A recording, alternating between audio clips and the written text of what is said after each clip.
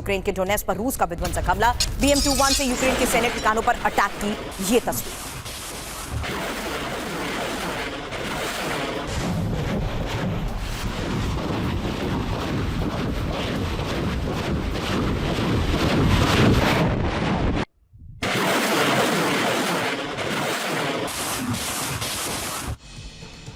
War zone में ही रूस के विध्वंसक हमले की एक और तस्वीर। यूक्रेन के सुमी इलाके पर यह अटैक, जहां यूक्रेनी सैन्य ठिकानों पर हमला।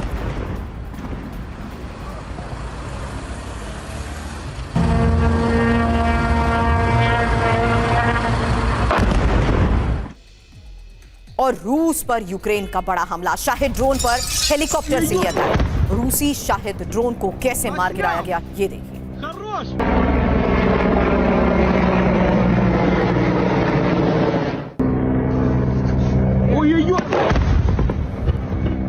Заснял!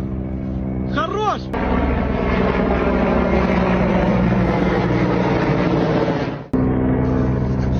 Ой-ой-ой! Заснял! Хорош!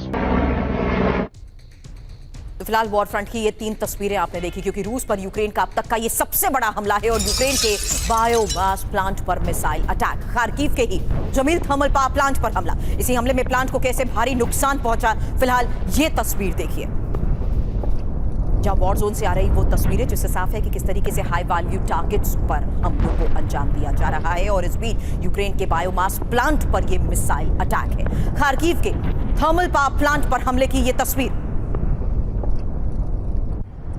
हालांकि पुतिन का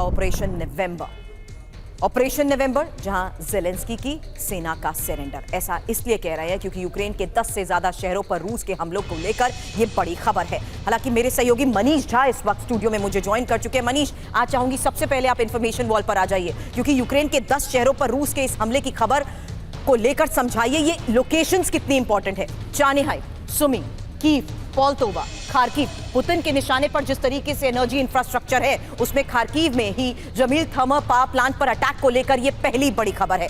दूसरी बड़ी बात, जहां साफ है कि किस तरीके से 80% इलाके में बिजली सप्लाई अब बंद हो चुकी है। तीसरी बड़ी बात, खार्किव। मनीष, खार्किव को लेकर ही यह सवाल आपसे इसलिए कर रही हूं क्योंकि खार्किव प्रांत पूरी तरीके से ब्लैकआउट हो चुका है और राजधानी कीव में भी 18 घंटे तक पावर कट हो चुकी है। हालांकि सुमी हो या पोल्तोवा, बिजली की गंभीर समस्या लगभग हर इलाके में। और विंटर प्लान को देखते हुए जिस तरीके से ये अटैक हो रहे हैं, खबर ये है कि यूक्रेन के कई शहरों में पानी की सप्लाई भी मनीष बंद हो चुकी है। मनीष, देखिए, आज तारीख 10 नवंबर है और जब हम इस तारीख की बात कर रहे हैं तो यूक्रेन के किसी भी हिस्से में अमूमन औसतन जो तापमान है वो 6-7 डिग्री का है। तो आप समझ सकते हैं कि ठंड किस कदर जो है सो यूक्रेन को अपने चपेट में ले रही है।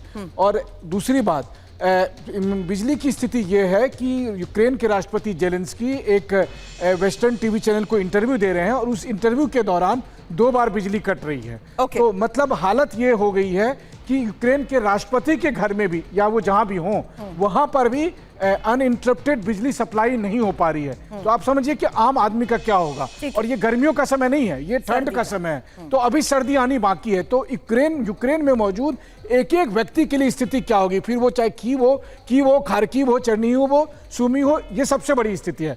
रूस की तरफ से कोशिश है कि जहां जहां बिजली संयंत्र है उन सबको डिस्ट्रॉय बड़ी बात जो मैंने पहले मेंशन इसीलिए नहीं की क्योंकि पावर कट से हथियार प्रोडक्शन में देरी, इसका मतलब भी समझा दीजिए।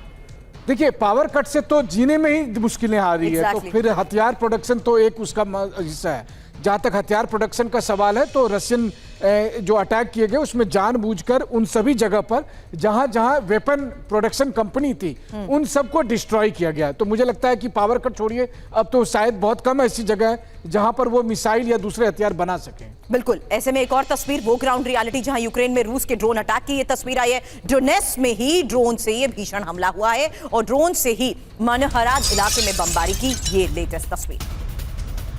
यूक्रेन में रूस का ड्रोन अटैक देखिए।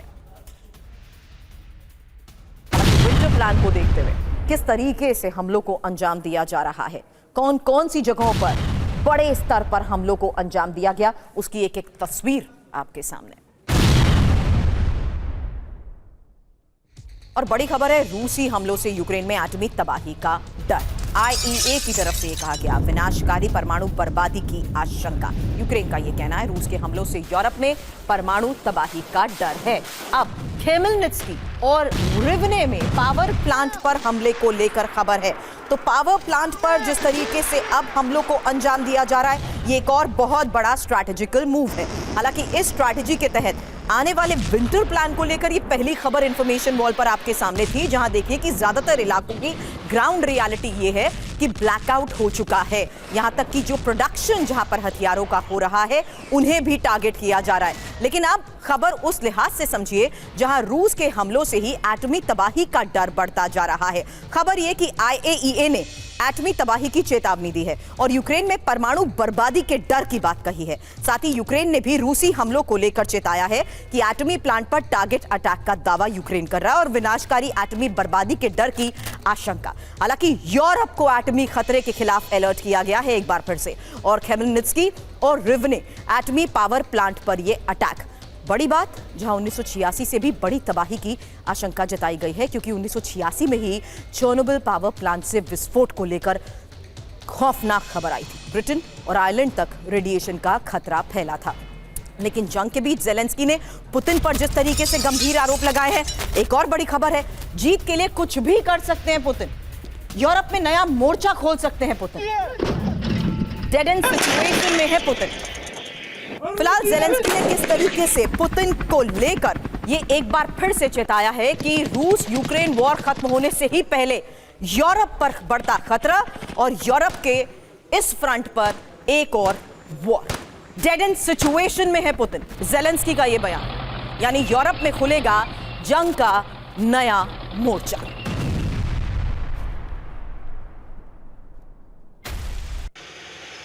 तो ज़ेलेंस्की ने पुतिन पर क्या क्या आरोप लगाए हैं, बड़ी खबर, जहां यूरोप पर किसी भी वक्त हमला हो सकता है और यूरोप के खिलाफ हाइब्रिड जंग लड़ रहा है रूस।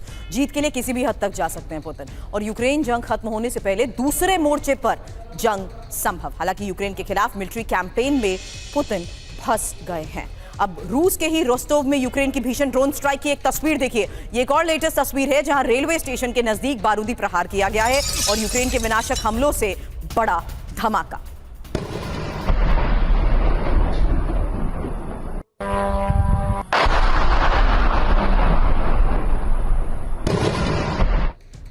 रूस के तुआब पोर्ट पर यूक्रेन का हमला, इसी हमले के बाद धमाके से कैसे दहला तुआब पोर्ट, देखिए तस्वीर।